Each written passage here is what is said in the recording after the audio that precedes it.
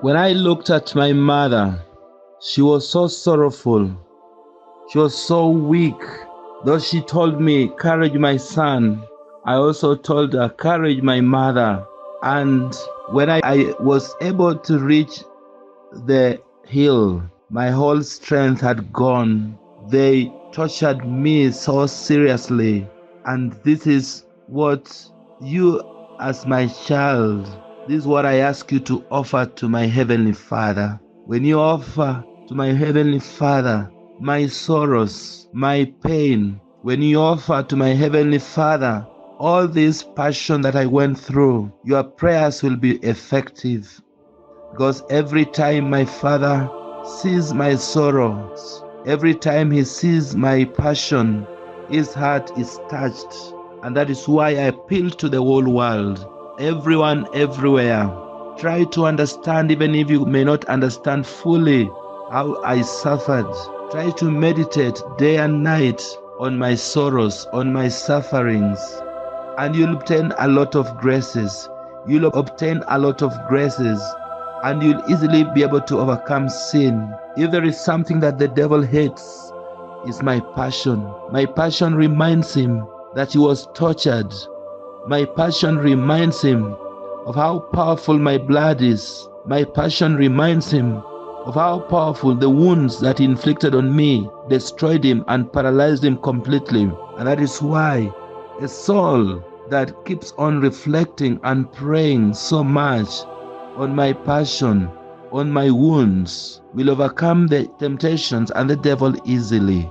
I appeal to the whole world to do this prayer, the Divine Mercy Chaplet. This is the prayer that offers to God, Eternal Father, my body, my blood, my soul, and divinity, in atonement for your sins and for the sins of the whole world.